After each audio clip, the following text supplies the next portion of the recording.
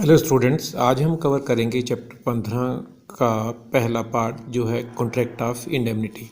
Contract of indemnity में एक word है इंडेमनिटी, इसे कहा जाता है हानि रक्षा।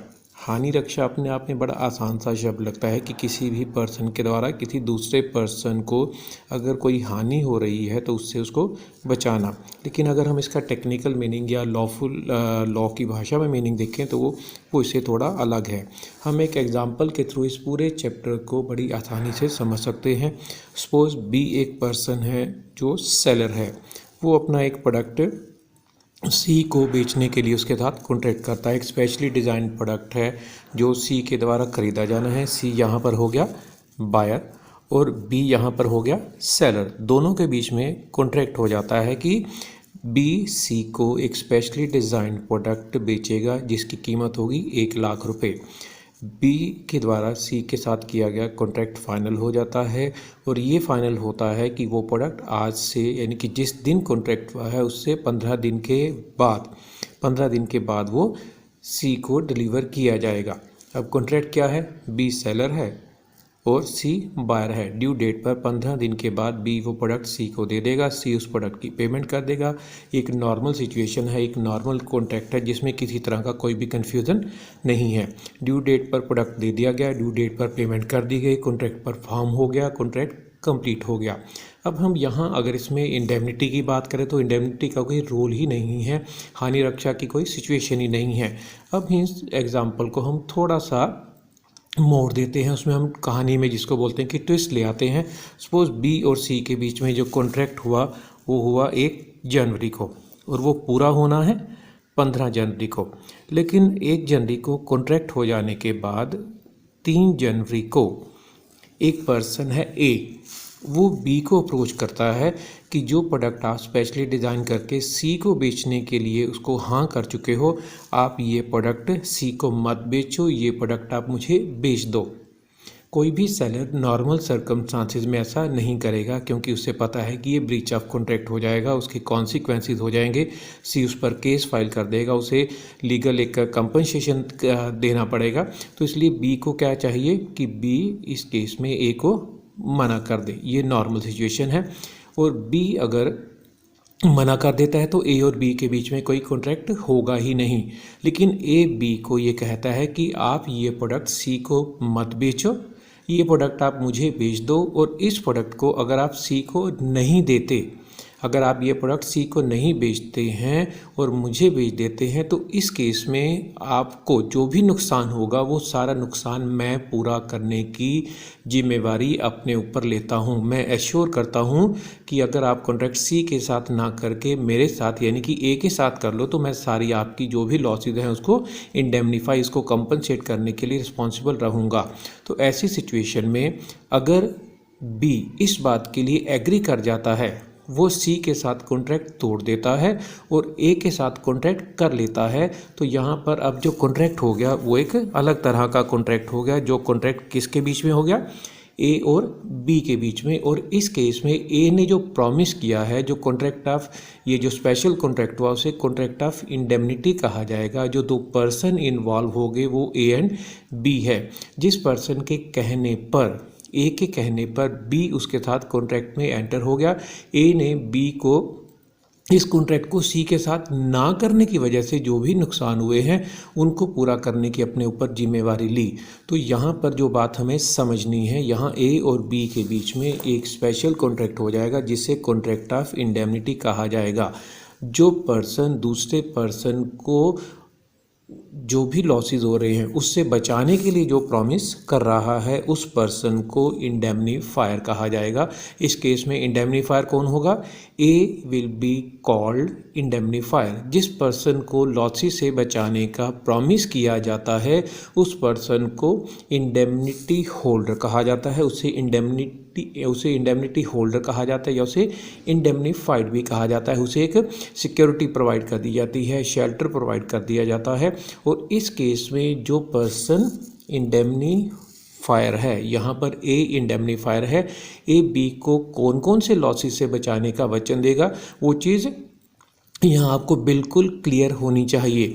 दो तरह के लॉसेस से बचाने का वचन दिया जाता है। पहली सिचुएशन है बी ने सी के साथ कॉन्ट्रैक्ट तोड़ दिया, कॉन्ट्रैक्ट नहीं किया, बी ने ब्रीच ऑफ कॉन्ट्रैक्ट किया। इस केस में अगर सी बी पर किसी तरह का कोई भी केस फाइल करता है और उस केस की वजह से बी को जो भी खर्चे करने पड़ते हैं, लीगल कॉस्ट इनकर करनी पड़ती है, वो सारे के सारे खर्चे, और इसके अलावा अगर बी को सी के साथ कॉन्ट्रैक्ट पूरा ना करने की वजह से कुछ कंपनसेशन देना पड़ा, सी ने उससे कंपनसेशन वसूल किया, वो सारा कंपनसेशन लॉस माना जाएगा। वो लॉस किसकी वजह से हुआ? वो लॉस ए के साथ कॉन्ट्रैक्ट में एंटर करने की वजह से हुआ, और ये लॉस उसे किसको देना पड़ा? वो सारा अमाउंट उसे सी को देना पड़ा। तो यहाँ पर ए उस सारे नुकसान के लिए जिम्मेवार होगा, वो सारा नुकसान बी को कंपनसेट करेगा। दूसरा, इसके अलावा अगर वो कॉन्ट्रैक्ट ए के साथ कर रहा है, इस वजह से बी को कोई और भी लॉस हो रहा है कि वो प्रोडक्ट उसे कम कीमत पर देना पड़ रहा है, वो प्रोडक्ट में उसे कुछ कॉम्प्रोमाइज़ करने पड़ रहे हैं, एक्स्ट्रा कॉस्ट इनकर करनी पड़ रही है, तो वो सारे लॉसेज भी ए पूरा करेगा। तो इसका मतलब जो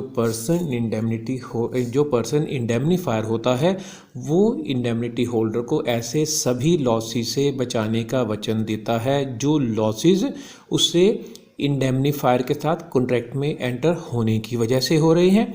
दूसरा, वो सारे लॉसेज जो उसके ओरिजिनल कॉन्ट्रैक्ट के तोड़े जाने की वजह से उस पर्सन को बी को बियर करने पड़ रहे हैं, तो वो सारे लॉसेज कौन पूरा करेगा? यहाँ पर ए पूरा करेगा। तो अगर हम अब इस एग्जाम्पल को एक डेफिनेशन के साथ जोड़ करके देखें तो आपको कॉन्ट्रैक्ट ऑफ इंडेमनिटी की डेफिनेशन बड़ी आसानी से समझ आ जाएगी। जो डेफिनेशन है that has been given in section 124, जिसमें कहा गया है a contract by which one party promises to save the another from losses caused to him by the conduct of the promiser himself or by the conduct of any other person, it is called a contract of indemnity।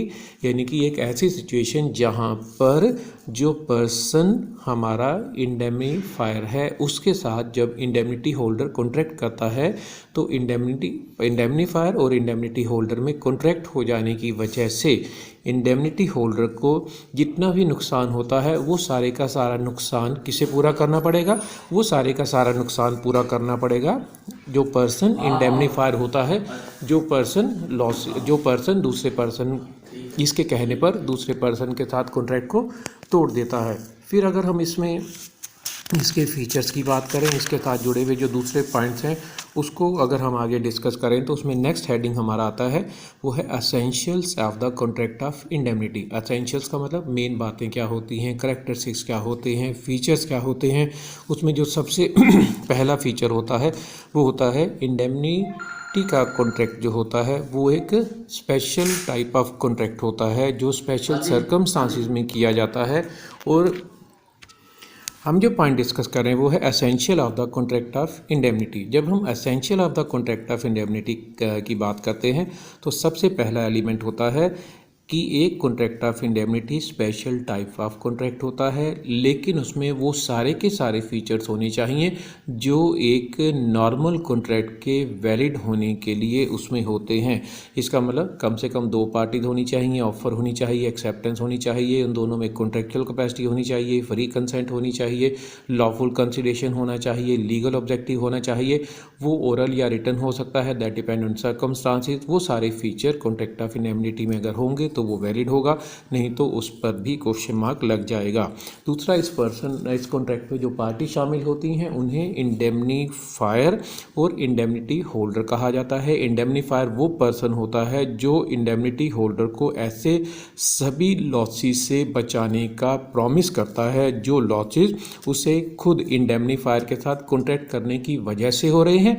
दूसरे, वो losses जो उसके साथ जो पहले वाली party के साथ कॉन्ट्रैक्ट तोड़ने की वजह से हो रहे हैं। यहाँ पर इंडेमनीफायर इंडेमनिटी होल्डर के उन सभी लॉसेस से उसे बचाने के लिए उसको प्रॉमिस करता है। इंडेमनिटी का कॉन्ट्रैक्ट ओरल भी हो सकता है, वो राइटिंग में भी हो सकता है, वो एक्सप्रेस भी हो सकता है, वो इम्प्लाइड भी हो सकता है। वो सर्कमस्टांसिस पर डिपेंड करता है कि दोनों पार्टीज किस तरह से कॉन्ट्रैक्ट में एंटर हो रही हैं। And one thing very interesting कि जो पर्सन इंडेमनीफायर है उसकी लायबिलिटी कब शुरू होगी? इंडेमनीफायर इंडेमनिटी होल्डर को कितना लॉस कंपनसेट करेगा और वो कब कंपनसेट करेगा। उसका आंसर ये है कि अगर इंडेमनीफायर के साथ कॉन्ट्रैक्ट करने की वजह से इंडेमनिटी होल्डर को जो भी लॉस होता है वो सारे का सारा लॉस पूरा किया जाएगा। लेकिन अगर लॉस होता ही नहीं है, जैसे इस केस में अगर उसने बी ने सी के साथ कॉन्ट्रैक्ट तोड़ दिया, सी ने उसके अगेंस्ट कोई भी लीगल एक्शन लिया ही नहीं और उसको कोई नुकसान हुआ ही नहीं और ए को वो प्रोडक्ट उसने 1 लाख में ही बेच दिया, तो इसका मतलब जो पर्सन इंडेमनीफाइड था, जो पर्सन यहाँ पर एक इंडेमनिटी होल्डर था बी था, उसको कोई लॉस ही नहीं हुआ। तो लॉस ही नहीं हुआ तो जो पर्सन हमारा ए है, जो पर्सन इंडेमनीफायर है, उसकी कोई भी लायबिलिटी अराइज होगी ही नहीं। लेकिन अगर जो पर्सन बी है उसका कोई भी लॉस होता है तो जैसे ही ये लॉस उसका होता है उसे वो लॉस ए से वसूल करने का अधिकार मिल जाएगा। फिर इसके अलावा कौन कौन से लॉसेस उससे रिकवर करने का अधिकार होगा वो हम पहले ही डिस्कस कर चुके हैं कि बी अगर सी से कॉन्ट्रैक्ट नहीं करेगा, सी उस पर अगर कोई भी केस फाइल करेगा, उसकी वजह से बी को कोई भी कॉस्ट इनकर करनी पड़ती है, कोई भी लीगल एक्सपेंसेस इनकर करने पड़ते हैं, कोई भी कंपनसेशन उसे सी को देना पड़ता है, तो वो सारे लॉसेस। और इसके अलावा ए के साथ कॉन्ट्रैक्ट करने की वजह से बी को जो भी एक्स्ट्रा कॉस्ट इनकर करनी पड़ती है वो सारी अमाउंट उसे ए से रिकवर करने का अधिकार होता है। तो ये सारे फीचर्स हैं जो उसके एसेंशियल एलिमेंट्स में आप मेंशन कर सकते हैं। फिर इस चैप्टर में और छोटे छोटे जो पॉइंट हैं वो है commencement of liability of indemnifier. ये पॉइंट अभी भी हमने डिस्कस किया था। Commencement of liability of indemnifier का मतलब होता है कि इंडेमनीफायर की लायबिलिटी किसी भी कॉन्ट्रैक्ट ऑफ इंडेमनिटी में किस समय से शुरू होगी। जैसे अभी हमने पॉइंट डिस्कस किया कि बी ने सी से कॉन्ट्रैक्ट तोड़ दिया और किसके साथ कर लिया, ए के साथ कर लिया। यहाँ पर सपोज सी ने बी पर केस फाइल कर दिया जिसकी वजह से अब बी के ऊपर ये फैसला सुना दिया जाता है बी के अगेंस्ट कि आपको सी को 20,000 रुपये कंपनसेशन के रूप में देने पड़ेंगे। अब पहली सिचुएशन है कि बी सी को 20,000 रुपये दे दे, बी का लॉस हो गया, किसकी वजह से हुआ, ए की वजह से हुआ, बाद में वो सारे पैसे ए से वसूल कर ले। लेकिन सपोज यहाँ पर अगर बी के पास इस समय 20,000 रुपये है ही नहीं और वो पहले पैसे अरेंज करे, फिर वो सी को दे, उसके बाद वो ए से रिकवर करे, तो ये सिचुएशन बी के लिए अनकंफर्टेबल हो सकती है क्योंकि बी ने कॉन्ट्रैक्ट किया है ए के साथ और वो कॉन्ट्रैक्ट ऑफ इंडेमनिटी का है और वो बी यहाँ पर इंडेमनिटी होल्डर है। तो इंडेमनिटी होल्डर को ये अधिकार होगा कि वो जैसे ही उसके ऊपर कोई भी लायबिलिटी अराइज होती है उसी समय, यानी कि उसे 20,000 रुपये खुद देने की जरूरत नहीं है, वो उसी समय ए से वसूल कर सकता है, ए से ले सकता है और वो सी को दे सकता है। जो हम राइट ऑफ इंडेमनिटी होल्डर की बात कर रहे हैं वो क्या हो गया, हमारी लायबिलिटी ऑफ इंडेमनीफायर ही होती है। यहाँ पर इंडेमनीफायर की लायबिलिटी ये होती है कि वो इंडेमनिटी होल्डर के सारे लॉसेस कंपनसेट करे जो जेन्युइन हैं, जो जस्टिफाइड हैं, जो कॉन्ट्रैक्ट ऑफ इंडेमनिटी का हिस्सा हैं। और इंडेमनीफायर की लायबिलिटी उस समय से शुरू होती है जैसे ही इंडेमनिटी होल्डर के ऊपर किसी तरह की कोई भी लॉस बियर करने वाली सिचुएशन आ जाती है। नेक्स्ट इसके बाद आता है राइट ऑफ इंडेमनिटी होल्डर। जैसे अभी हमने कहा कि राइट, इसको हम लायबिलिटी ऑफ इंडेमनीफायर भी कहते हैं। इंडेमनिटी होल्डर के राइट्स क्या हैं, यहाँ पर बी के क्या राइट्स हैं। अगर सी ने बी पर केस फाइल कर दिया तो उस वजह से बी अपना बचाव करने के लिए जितने भी लीगल कॉस्ट इनकर करेगा, जितने भी लीगल एक्सपेंसेस इनकर करेगा, वो सारी की सारी कॉस्ट जो होती है, लीगल कॉस्ट, वो ए से इंडेमनीफायर से रिकवर कर सकता है। ऐसे केस में अगर जो पर्सन बी है, जो पर्सन इंडेमनिटी होल्डर है, उसे कुछ कंपनसेशन देना पड़ता है सी को, थर्ड पार्टी को जिसके साथ ओरिजिनल कॉन्ट्रैक्ट था, वो सारी कंपनसेशन की अमाउंट भी उससे इंडेमनीफायर से वसूल करने का लीगल राइट रहता है। फर्दर इसके अलावा अगर उसे वो प्रोडक्ट सी की बजाय ए को देना पड़ा, उसके अलावा नॉर्मल सर्कमस्टांसिस के अलावा उसे कुछ और खर्चा करना पड़ा, जो एक्स्ट्रा कॉस्ट इनकर करनी पड़ी वो प्रोडक्ट ए को देने के लिए, उस वजह से उसको उसको कोई लॉस हुआ वो सारी अमाउंट भी यहाँ पर जो पर्सन इंडेमनिटी होल्डर है उसे वसूल करने का अधिकार मिल जाएगा। तो इसका मतलब जो राइट्स इंडेमनिटी होल्डर के हैं वो इंडेमनीफायर की लायबिलिटी होते हैं। इसके अंदर एक और छोटा सा पॉइंट आता है, वो है राइट्स ऑफ इंडेमनीफायर। अब यहाँ पर इंडेमनीफायर कौन है? ए। उसके क्या राइट्स होते हैं? उसके ये राइट्स होते हैं, ऑफ कोर्स उसकी लायबिलिटी है कि वो कॉन्ट्रैक्ट ऑफ इंडेमनिटी कर रहा है, वो बी को लॉसेस कंपनसेट करने के लिए जिम्मेवार है, लेकिन उसे ये अधिकार है बी के अगेंस्ट भी कि अगर सी ने बी पर केस कर दिया या उसने वो प्रोडक्ट सी को ना दे करके खुद ए को दिया, तो यहाँ पर ये मतलब नहीं है कि बी जितनी मर्जी अमाउंट ए से रिकवर कर लेगा। बी को अपने लॉस को मिनिमाइज़ करने के लिए जितने बेस्ट पॉसिबल एफर्ट्स होते हैं वो सारे के सारे करने चाहिए।